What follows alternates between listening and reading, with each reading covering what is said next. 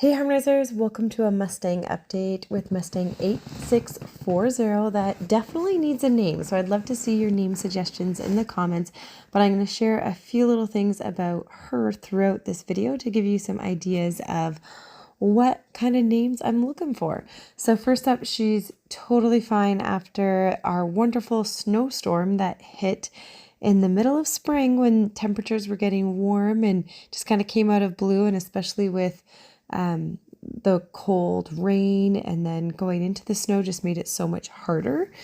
And one of the things that people were commenting about is like, why didn't you just bring her into a barn? Or like, why don't you have an enclosed space? Like, well, she has a shelter in her field, but she's not tamed enough for me to put a halter on and lead her into a barn. So that was part of the issue, that things were a little bit limited.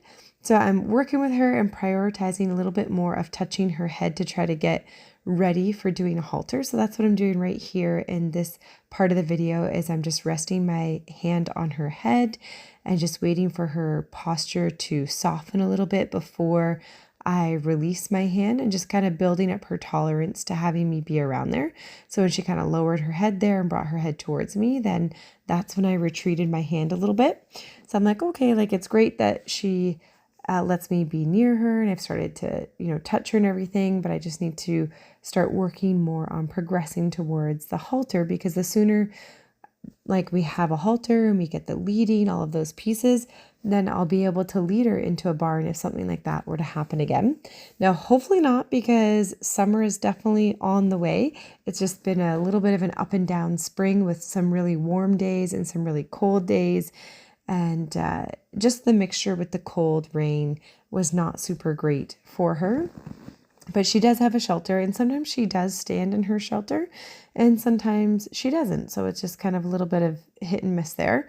And it's part of her learning how to be in our Canadian domestic life. But overall, she's doing really, really well. You can see here I'm touching all down her legs, and I can even touch on both sides as well. And here I'm starting to ask her to move over. So you can see I'm pushing her hip a little bit. So I want her to start to learn the difference between touch that is friendly and I'm just trying to touch you, and then when I'm trying to communicate with you and ask you to move over. So I'm trying to ask her to understand the difference there. Here's a different clip here of just showing you that sometimes I just feed her grain and not touching her or anything. I just allow her to eat her grain. And then here's a clip that shows you a little bit of the mucking. And I think that this is really building our partnership as well. So I call this non-demanding time, where I'm not actually asking her to do anything. Sometimes non-demanding time, you can literally just be standing with your horse. But this is also non-demanding time where I'm going in and I'm aware of her and I'm mucking out her paddock and I'm going around her. And I'm not asking her to do anything. So non-demanding in the sense of I'm not asking her to be with me. She chooses to be with me, which I think is really interesting. She could be over at the hay feeder, or she could be, taking a break away from me or be in her shelter, but she's not. She chooses to stand somewhere that's closer to me, where she, is kind of part of what I'm doing. Sometimes she'll turn and follow me. But she's curious, what I'm up to.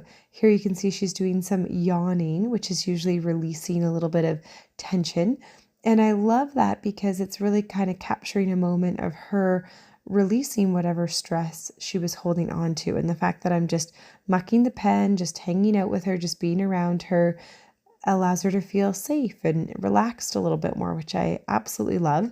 And you can see I can walk completely right behind her. I can be close to her, mucking out the paddock, and she doesn't mind at all. It doesn't really matter where I go in the field or around her. She feels completely at ease with me. So I love that she feels safe in my presence, and enough that she can go into that parasympathetic nervous system where it's rest, digest, heal, play, learn, all of those pieces come into play, because she's getting out of that survival mode of that fight or flight, which is a great place to get away from and to get into that parasympathetic instead.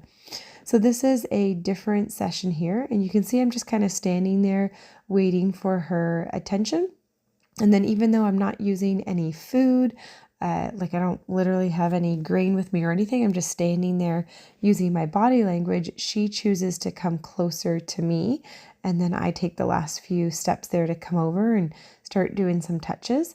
I know that she likes me to start touching on that right shoulder. That's usually the side that she presents to me. And then here I'm rubbing down her back and just doing some of those touches on her body. And she's doing really well with those touches going down her legs. And it will be great when I get that more gentled and tamed and trained that she's picking up her feet. And that gets her closer to having the farrier come out to trim her hooves. So that's an important part. And I'm doing all of these sessions really short. Usually I'm just spending maybe 15 minutes with her working on a task, and then other times some more time with me mucking her pen and or putting out hay, things like that. But in general, I'm only spending a maximum of 15 minutes. Sometimes it's less than 10 minutes of actually just doing touches, walking around her, things like what you're seeing here, which allows me to just build up some progress with her. So even though the sessions are really short, we're still making huge progress and getting to a place where she's very accepting of my touch, very happy to be standing there with me. Because as you can see from this footage too, there's lots of space there that she could easily move away from me if she was upset. And of course, I'm coming in with no whips, no ropes, nothing that's confining her. I'm not penning her up into a small space or anything like that. And here you can see I can go both sides. I can go right behind her bum, even touching her. So what I love about her is she seems to be really smart. She really wants to be in that thinking frame of mind.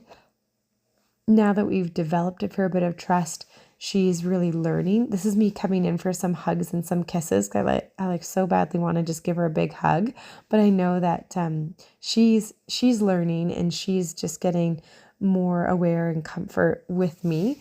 But that's me going in for some snuggles and some hugs, starting to introduce those things. And you can see she's got her ears to the side with kind of a funny expression, being like, "What are you doing? Like, what is this?" And turns her head away from me.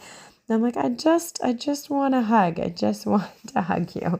And that's one of the hardest things when I'm working with the new Mustangs is they're being trained and tamed along the way. And so she's really learning to accept all of the little things that we do that aren't common knowledge for horses yet. When they come out of the wild, it's all new stuff. This is a cute little clip of, it's actually my daughter's filming me, so I kind of cut out of the film there, which is okay. But my Mustang is really enjoying being with my presence to the point that I'm literally on the outside of the pen, and she's super happy to be cantering and trotting and coming back and forth with me, really just playing. And what I love about this is she's got a great energy and yet calmness to her. And now that she feels really safe and secure in my presence, she genuinely just wants to be with me and around me, and she's happy to see me.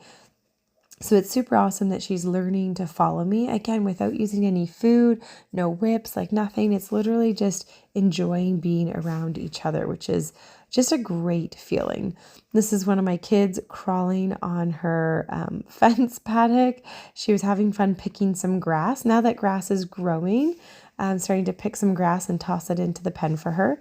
And this is inside of the pen, just showing you, look, like now I'm running around playing with her inside the pen, and she trots and canters after me.